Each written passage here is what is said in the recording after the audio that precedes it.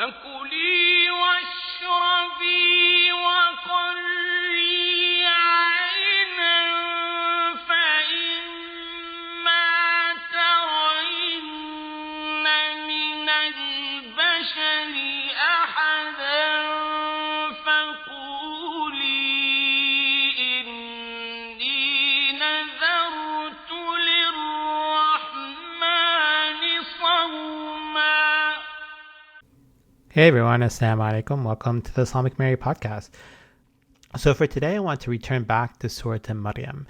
And as we recall, we reached the climax of the story when Maryam laments and she wishes that she had been dead and forgotten long before all of this. And in this moment of despair, of pain, of suffering, she expresses herself. And as we recall, she doesn't actually ask God for anything, right? So earlier on we see with Zechariah that he actually asks for something. He asks for a child that will inherit him, inherit his prophetic voice, his legacy, and be a moral and ethical standard on earth. But for Maryam, she's expressing her pain, and she wishes that she was someone who was forgotten, someone who passed away. And then many of the commentators didn't see this as a heretical statement, but rather an act of the righteous. That the righteous, when they're in a difficult time, they often wish for death and wished that they were forgotten from the earth. After she makes this remarkable statement, a voice cries out, and it says, فَنَادَاهَا مِن تَحْتِهَا أَلَّا تَحْزَنِي قَدْ جَعَلَ رَبُّكِ تَحْتَكِ سَرِيًّا. So all of a sudden, a voice begins to cry out. And it cries out from below, "Do not worry, your Lord has provided a stream at your feet." Now, what's interesting about this verse is the verb nada. And this is a verb that I've been searching for and researching in the Quran. And we see that this verb is used throughout the Quran, but in particular in Surat Maryam. And as we discussed in previous episodes, the idea of echoes. So there are certain words in Surat Maryam that echo throughout the chapter to earlier figures, to later moments. And this word is an echo to a previous call. So if we recall that Zakariyya, he actually uses this verb as well. إِذْ نَادَى رَبَّهُ نِدَاءً خَفِيًّا. So Zakariyya actually calls out, and he calls out to his Lord in a quiet manner, in one that's hidden, that no one else can hear. Now, we see then that this verse is in many ways connecting the story of Maryam to that of Zakariyya. However, with Zakariyya, he's the one that calls out. He's the one that cries out and asks God for something in his pain, a weakness and sorrow. In this case, we see a voice is calling to Maryam and telling her that she should not be sad and that her Lord has made a stream at her feet. Now, we also see that later in the chapter, the same verb is used, and it's used in reference to Moses or Musa. And Moses, as we know, he goes to the burning bush, and the verse says, وَنَادَيْنَاهُ مِنْ جَنْبِ الطُّورِ الْأَيْمَنِ وَقَرَّبْنَاهُ نَجِيًّا. So the verse says that we called out to Moses on the side of the mountain of Tur, and we became close to him, and we were a source of refuge. So we see that in this verse, a voice also calls out, and that this voice calls out to Moses, to Musa, and that we spoke to him directly. So now this use of the word nada, or to call, is actually similar to what we see with Maryam, that Maryam is called out. So a voice calls out to Maryam and instructs her to do something. In a similar way that in this particular verse, that Moses is called out on the right side of the mountain, and that he is spoken to directly. So what we see here is that the Quran in this chapter specifically is connecting Maryam through this verb to Zakariyya, who is someone who in many ways sets the foundation for the story of Maryam, but it also connects Maryam to Moses, that she's a Moses type figure, that she has direct communication with God. Now, one of the questions that commentators and scholars debate here is who is saying this, right? Who is calling out below her? Now, the predominant a majority opinion is that it's Angel Jibril or Gabriel. As we recall, Angel Jibril, he came to Maryam and he told her that she was going to have this wonderful child. In this particular verse, we see that this voice is instructing her on what to do. And in the same way, Jibril earlier is telling Maryam what is going to happen. Another interpretation, and a minority one, is that this is actually the baby Jesus, Isa, and that Jesus here is calling to his mother and telling his mother not to be sad. Now, they have this interpretation because the Quran says min tahtiha, so it's below her. That's not above her in the heavens or in the sky, but rather a voice beneath her. So they imagine this idea that Maryam is going through this painful situation and birth and labor, and then the child begins to speak to her from below as she is in the midst of her labor. And they also make this argument because Jesus or Isa will speak later on in the chapter of Maryam, that he will begin to speak as an infant. And this in many ways is foreshadowing his later speech, that this speech of Isa, and the idea also that Isa is someone who is kind, who is comforting, who is gracious, and that from his moment of birth, that he's already trying to comfort his mother and show his compassion to the world. Now, we also see that after this voice calls out to Maryam and responds to her, it says, "Alla tahzani," so don't be sad. And majority of commentators and translators, they understand this as sadness. And literally in Arabic, you can see that the word huzn is used that when someone is sad, or hazin. But I think the word is better translated as worry or debilitating sadness. Now, this is not simply being sad because something bad happened to you, but it's a sadness that prevents someone from moving forward. It's a state almost of depression, and that the sadness overcomes someone and takes them to the point that they are able to live a proactive and dynamic life. And we see that this word is used throughout the Quran.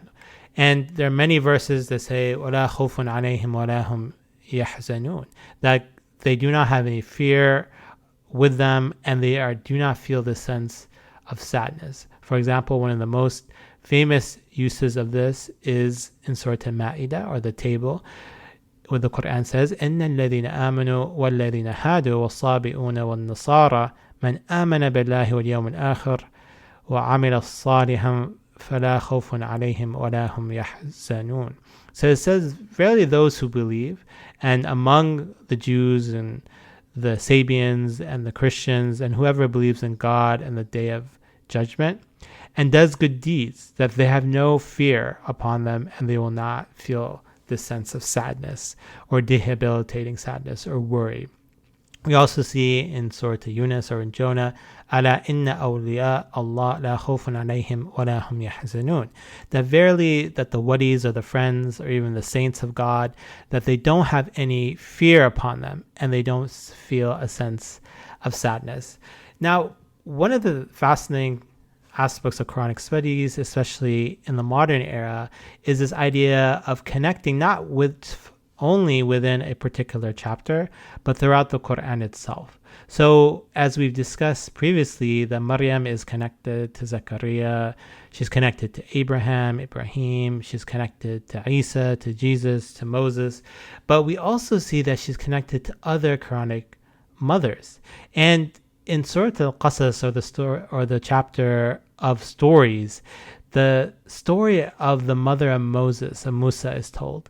And it begins by telling her, وَأَوْحَيْنَا إِلَى أُمِّ مُوسَى أَنْ أَرْضِعِهِ. It begins by saying to the mother of Moses, we revealed upon her, we inspired her to suckle her child. فَإِذَا خِفْتِ عَلَيْهِ, and if you fear that he will be harmed, فَأَلْقِيهِ فِي الْيَمِّ, then throw him into the sea, or literally the Nile.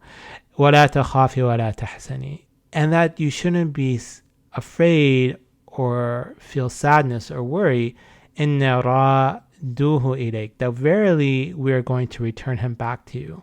وَجَاعِلُوهُ مِنَ الْمُرْسَلِينَ, that we're going to make him among the messengers. Now, as you recall in the story, that she puts Musa within the Nile. He goes to the palace. He doesn't suckle with any other woman. The wife of Pharaoh, Asiya, in the Quran, she tells her husband that we should not kill this son, rather we should adopt him, and that he could be a son of theirs. However, because he is stubborn and because he's not drinking the milk of any of the women in the palace, they ask, who can help in this situation? The sister of Moses, who's following all along, she says, I know someone who can nurse this boy. And she eventually reunites Musa with his mother. And the final verse within the section of the Quran, it says, فَرَدَدْنَاهُ إِلَىٰ أُمِّهِ. So we return Moses to his mother, كَيْ تَقَرَّ عَيْنُهَا وَلَا تَحْزَنَ, to create pleasure within her eye, and that she doesn't feel sadness, this huzn, or this depression or worry. وَلِتَعْلَمَ أَنَّ وَعْدَ اللَّهِ حَقٌّ, and that to know that the promise of God is true.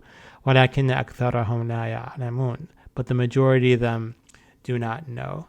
So we see once again that this idea of do not being sad is connected to those who believe in God, the hereafter, who do good deeds. It's also connected to the awliya, the friends and saints of God, who do not feel the sense of fear and worry. But it also connects to another figure in the Quran, the mother of Moses, of Musa, where she has this fear of her child, that if she lets go of her child and the child goes to the Nile and then eventually to even the palace of Pharaoh, that he will be killed. But the divine voice interjects and says, no, do not worry. Do not feel this sense of sadness. Verily, we are going to return him back to you. So in conclusion, we see that this verse 24 in the chapter of Surat Maryam has this fascinating word, nada, which literally means to call. But here in the chapter, we see many times it's used to discuss the idea of crying, that you're crying to God. And we see this with Zakariyya. We also see it used for divine figures, such as Jibreel or that of God himself, where God is calling out to particular figures and having this direct and intimate communication. We also see that Maryam is often associated with Zechariah, but in fact, Maryam is also in this chapter connected with other figures, in particular that of Moses. Just like Maryam had this unique communication with Jibreel, who came to her when she was alone and informed her that she was going to have the son of Jesus. In that same way, we can imagine that Moses, when he goes to the burning bush, that God calls out to him and has this direct communication with God, and that he's able to communicate with him without any barrier. We also see that this verse brings up the idea of emotions. And this is one of the things I love about scripture and the Quran, is that it talks about feelings. Often you see that the Quran talks about the idea of fear, of sadness, of happiness. And these are core emotions that all of us feel. And it connects the reader to the scripture. And emotions are important because oftentimes when we think about religion or we think about scripture, we think of commandments. God says this and don't do that. And we think about rules.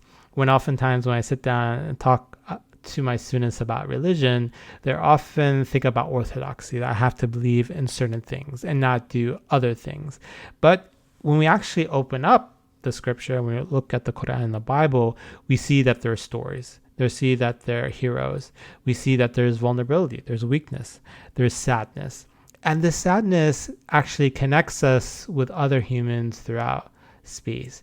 And we see that this idea of sadness is connected to that of the mother of Moses and Musa. The sadness is a feeling that many mothers, parents have. They have it in relationship to their children, whether that of losing their children, being distant away from their children, or just worrying in general about their future and their state. And we see this idea of not worrying, that God, that the divine voice is telling Maryam is telling the mother of Musa, "Alla tahzani," do not have this sadness, do not worry, do not be in a state of depression. Rather, your Lord is going to provide for you. Thanks once again for listening to the Islamic Mary podcast. I'm so excited to share that my new book is ready to pre-order. You can pre-order it on Fortress Press's website as well as on Amazon and Barnes & Noble. You are welcome to subscribe to this podcast. Encourage your friends, students, and colleagues to subscribe as well. Feel free to email me, text me any feedback, ideas, and suggestions. You can review this podcast. I'm happy to see several reviews already, and I appreciate your encouragement and well wishes. And you can visit my website and join my newsletter to be updated on my forthcoming book and its reception. Thanks once again, and take care.